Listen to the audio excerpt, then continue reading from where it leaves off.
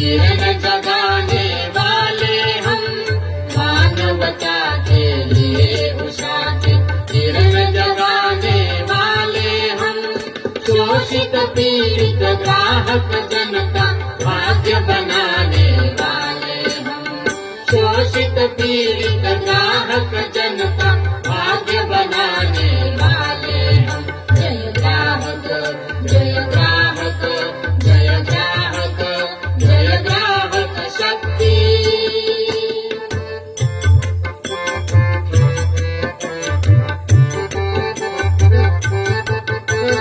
अन्य किसी के मुंह की रोटी करना अपना काम नहीं, अन्य किसी के मुंह की रोटी करना अपना काम नहीं, पर अपने अधिकार गवाकर कर सकते आराम नहीं, पर अपने अधिकार गवाकर कर सकते आराम नहीं। अपने हित औरों के हित का प्रेम मिलाने वाले हम, अपने हित औरों के हित का प्रेम मिलाने वाले हम, शोषित ग्राहक जनता भाग्य बनाने वाले हम, शोषित पीड़ित ग्राहक जनता भाग्य बनाने वाले हम। जय ग्राहक, जय ग्राहक, जय ग्राहक, जय ग्राहक शक्ति। हमें मालूम है क्या नियम है, क्या कानून है, क्या व्यवस्था है, ये हम आपको बता देंगे। आप खुद ही अपनी समस्या का समाधान करेंगे और आपको हमारे पास आने की जरूरत नहीं पड़ेगी। आपके पास कोई आएगा तो आप उसकी समस्या का समाधान कर देना, हम ही केवल करेंगे, ये हमने कभी नहीं कहा। हम केवल सहयोग करेंगे उसको। हाँ, ये बात अलग है, कोई ऐसा व्यक्ति है जो हमारे पास आया वो अपना काम कर ही नहीं सकता। जैसे एक महिला हमारे कार्यालय पे आई, उसने बोला कि हमारा बिजली का बिल 80,000 का आया, एक कमरे का मकान है, वो मकान बेच भी देंगे, एक कमरे का मकान मतलब झोपड़ा है, एक कमरे का, वो अगर हम बेच भी देंगे तो हमें 80,000 नहीं मिलेंगे उससे, तो हम पैसे जमा नहीं कर सकते। तो हमने आपने क्या क्या प्रयास किया, तो उन्होंने बोला सब कुछ चक्कर लगा दिए। तो बोलते 5,000 बोलते बताएंगे, कोई बोलती है, कोई बोलते वो है, सबके पास घुमा, सबके चक्कर लगा लिए, सबके हाथ जोड़ लिए, लेकिन कहीं से भी समस्या का समाधान नहीं मिला। तो कोई उनको रास्ते में एक आदमी मिल गए होंगे, अरे उन्होंने बात तुम तो वहाँ चले जाओ, ग्राहक पंचायत के कार्यालय वहाँ पे चलिए, वहाँ से हो जाएगा समाधान। तो महिला वहाँ आ गई, वो आई तो उससे बोला कि कहाँ है बिल वगैरह, कहाँ है सर? तो खाद की जो बोरी आती है, उस बोरी का झोला बना हुआ था, उस झोले के अंदर बिल ऐसे भरे हुए थे। अखिल भारतीय ग्राहक पंचायत ये अपने संगठन का नाम है, और जैसा नाम है उसी से स्पष्ट हो जाता है कि हम ग्राहकों के हित के लिए काम करते हैं। ग्राहकों का हित यानी कानून की भाषा में अगर कहें तो ग्राहक को पैसा तो पूरा देना रहता है, लेकिन सेवा उसको पूरी नहीं मिलती है, या फिर वस्तु की जो क्वालिटी बताकर वस्तु दी जाती है, पैसा तो पूरा देना पड़ता है ग्राहक को, लेकिन उस क्वालिटी की वस्तु नहीं मिलती है। जब ऐसा होता है तो कानून की भाषा में कहा है कि ग्राहक का शोषण है, और इसलिए उस शोषण को रोकने के लिए, ग्राहक को न्याय दिलाने के लिए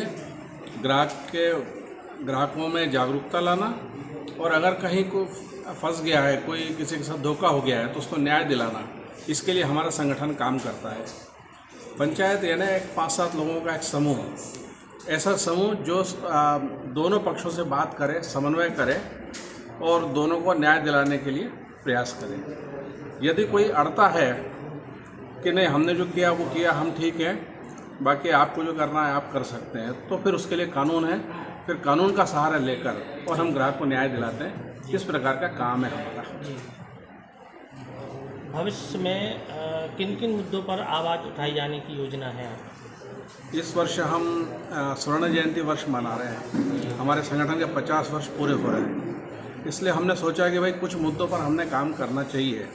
उसमें से एक जो प्रमुख विषय है कि हमारे आर्थिक जगत में जो कुछ विमर्श चल रहे हैं वो विमर्श ही गलत प्रकार के चल रहे हैं और उसके कारण से ग्राहक के साथ धोखा होता है। किस प्रकार से गलत विमर्श चल रहे हैं कि ब्रांडेड यानी अच्छा और लोकल यानी खराब, एक विमर्श ये है। दूसरा विमर्श है कि महंगा यानी अच्छा और सस्ता यानी खराब, और उसके समर्थन में कुछ बातें ऐसी समाज में चला दी जाती हैं कि सस्ता रोए बार बार और महंगा रोए एक बार। ऐसा करके एक मानस बना दिया जाता है व्यक्ति का कि वो महंगे लेने के लिए प्रेरित हो जाता है, जबकि सस्ता और महंगे होने से क्वालिटी का संबंध नहीं होता है। क्वालिटी देखकर हमको लेना चाहिए, ये हम ग्राहकों से कहते हैं। और इसलिए इस वर्ष जो हम काम कर रहे हैं वो इसी विषय पर काम कर रहे हैं कि ब्रांडेड की ओर हम ज़्यादा ना झुकें और लोकल जो है उसको हम प्रोत्साहित करें। लेकिन इसके साथ साथ एक जो महत्वपूर्ण विषय भी हमारा और भी चल रहा है, वो चल रहा है ये है कि पर्यावरण संरक्षण को लेकर हम काम कर रहे हैं। ब्रांडेड बनाने के लिए किसी चीज़ को और फिर ब्रांडेड बनाने के लिए पैकिंग का उपयोग किया जाता है और सुंदर पैकिंग का उपयोग किया जाता है। उस पैकिंग का क्या उपयोग है? कुछ भी नहीं है। जब दुकान से हम घर आते हैं सबसे पहले उस पैकिंग को हम डस्टबिन में डालते हैं और अगले दिन कारपोरेशन को हम दोबारा पैसे देते हैं कि वो डस्टबिन में जो पैकिंग है उसको बाहर निकालें। तो हम ये कहते हैं कि पैकिंग वह सुंदर कचरा है जिसको हम पैसा देकर अपने घर लाते हैं और घर से बाहर निकालने के लिए दोबारा पैसे देते हैं। ये अनावश्यक बोझ ये ग्राहक पर आ रहा है, यह तो सही है, लेकिन इससे भी जो ज़्यादा खतरनाक बात है वो ये बात है कि ये जो पैकिंग मटेरियल है ये बनता है पर्यावरण को नुकसान पहुंचाकर।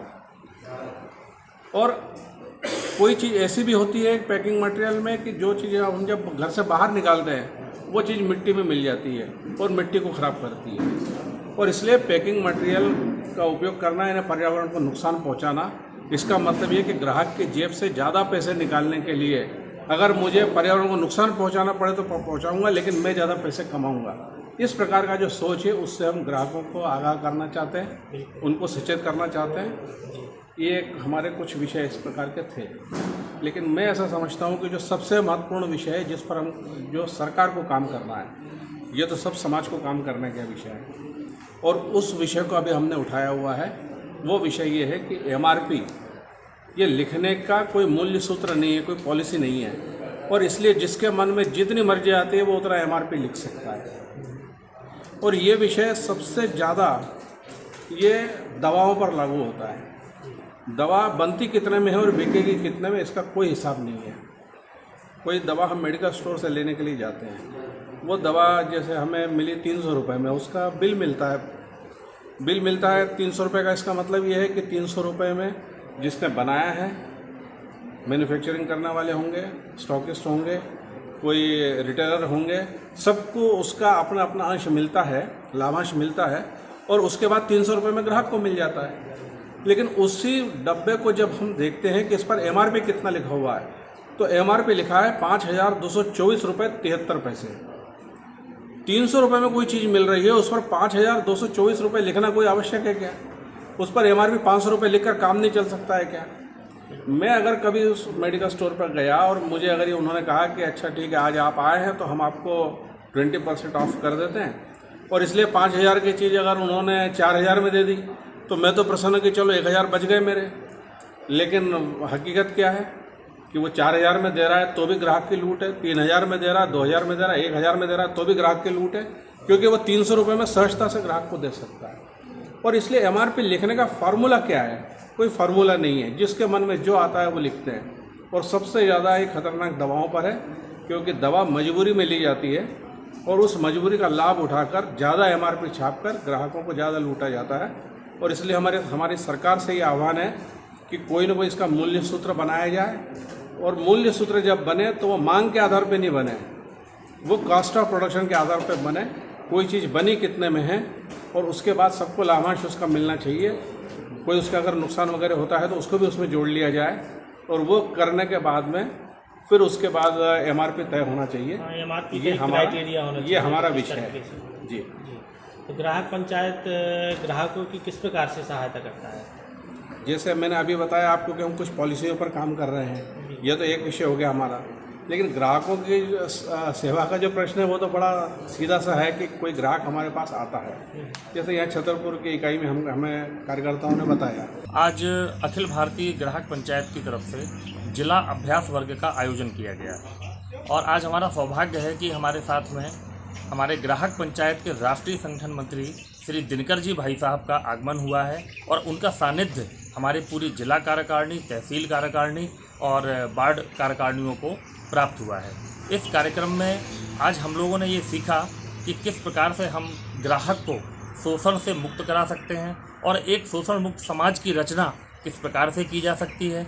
ये सारे विषयों पर RTI का प्रयोग कैसे किया जाए और किसी भी समस्या में आने पर हम किस प्रकार से शासन के द्वारा आवेदन के माध्यम से या अन्य प्रक्रियाओं के माध्यम से, कानूनी सहायता के माध्यम से किस प्रकार से ग्राहक शोषण से मुक्त हो सकता है, ये सारी प्रशिक्षण कार्यशाला आज यहाँ पर हम लोगों ने सीखी है। और आज हमारी कार्यकारिणी के लगभग 60 से 70 लोगों ने इस समय का लाभ उठाया और आदरणीय दिनकर जी भाई साहब के मार्गदर्शन के माध्यम से आगे संकल्प के साथ ग्राहक शोषण के विरुद्ध कार्य करने का विचार किया है। मुझे जिला प्रमुख बनाया गया है महिला प्रकोष्ठ में जी, और अधिक से अधिक महिलाओं को सक्रियता जैसे भाग लेने के लिए प्रेरित करना जी, और समाज के लिए जो कार्य हम कर सकते हैं, जो समाज के लिए सकारात्मक परिवर्तन लाए, उस दिशा में काम करना है। साथ ही साथ पर्यावरण के विषय में भी जो जागरूकता अभियान है उसमें भी हम लोग बढ़ चढ़ के सब महिलाओं को प्रेरित करेंगे कि वो हिस्सा लें